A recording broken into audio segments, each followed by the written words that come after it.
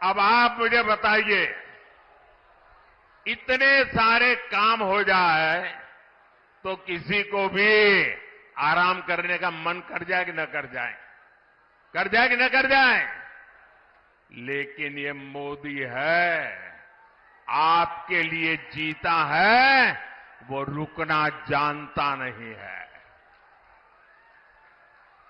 और इसलिए क्योंकि मैंने तय किया है, आपका सपना ही मेरा संकल्प है। मेरा पल पल आपके नाम है। मेरा पल पल देश के नाम है। 24/7 फॉर 2047। न मोदी रुकने वाला है, न मोदी थकने वाला है, और न मोदी मौज करने के लिए पैदा हुआ है।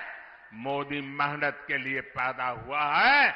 वो आपके भविष्य के लिए, आपके बच्चों के भविष्य के लिए मेहनत करने में कोई कमी नहीं रखूंगा।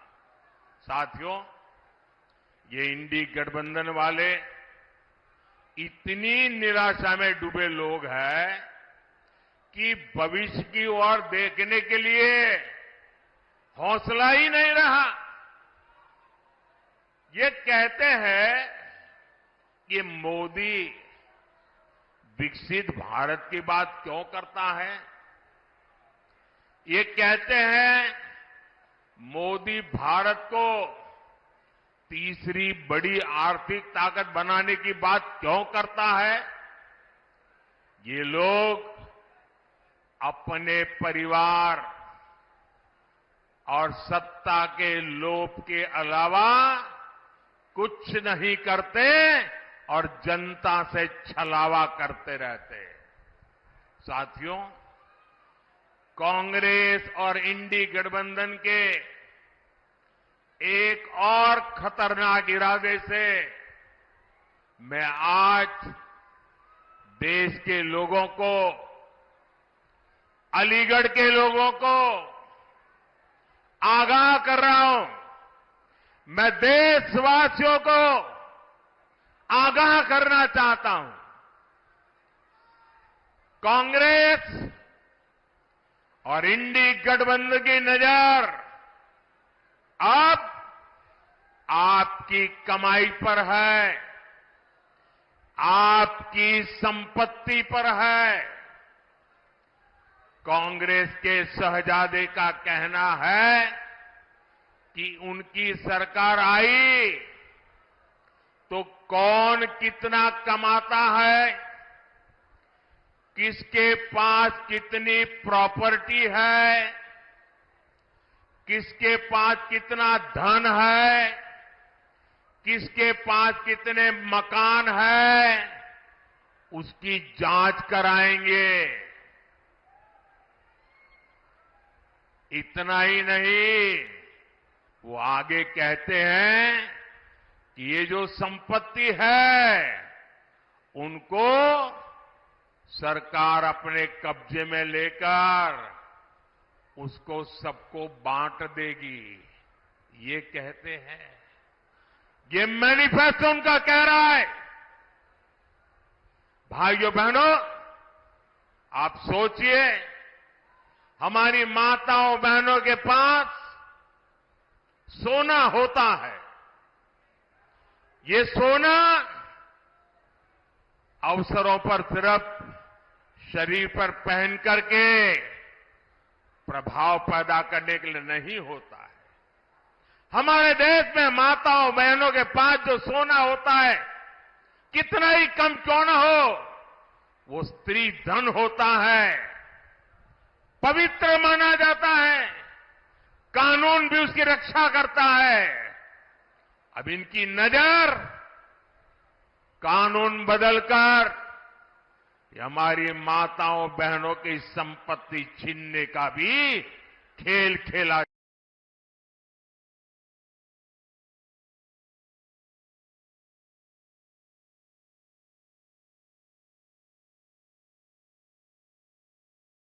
इतना ही नहीं, वो सर्वे करना चाहते हैं कि जो नौकरी पेशा वर्ग है, जो कर्मचारी है, उन्होंने अपनी बच्चों की पढ़ाई के लिए, बच्चों की शादी के लिए जो एफडी की है, फिक्स डिपॉजिट की है, किसकी कितनी सैलरी और कितनी एफडी है, उसकी भी जांच होगी।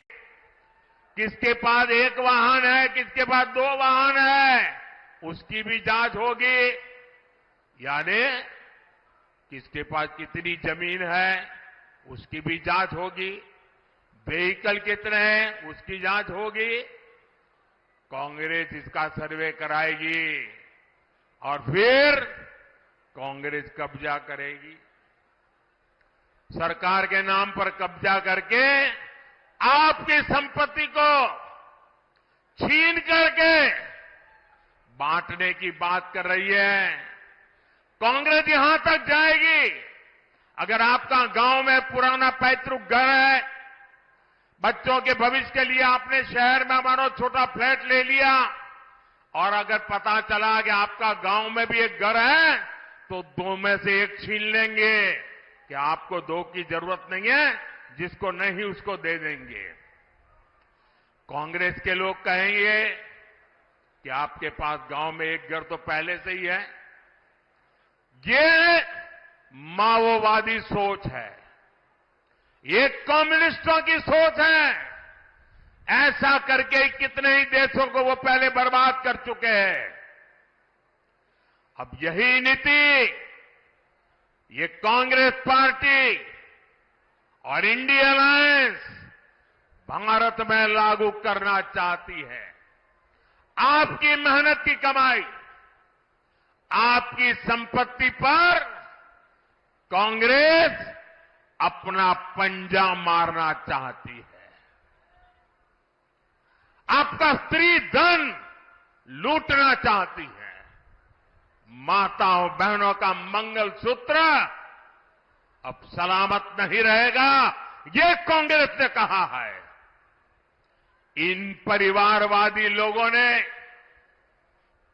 देश के लोगों को लूटकर अपना इतना साम्राज्य बना लिया है। आज तक इन्होंने अपनी अकूट संपत्ति से देश के किसी गरीब को कुछ नहीं दिया। अब इनकी नजर देश के लोगों की संपत्ति पर पड़ गई है। साथियों, जनता के धन को लूटना,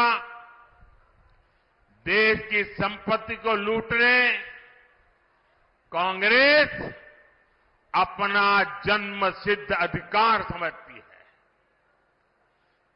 आपको याद होगा, देश आजाद हुआ तब से सेना की हर खरीद में घोटाले करने वाली कांग्रेस कभी भी यहां डिफेंस कॉरिडोर नहीं बनवा सकती।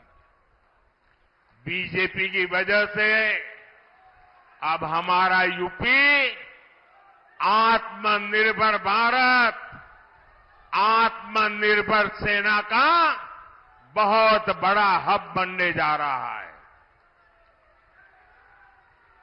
और जो लोग योगी जी की पहचान सिर्फ बुलडोजर से करते रहते हैं, मैं उनकी जरा आंखें खोलना चाहता हूं,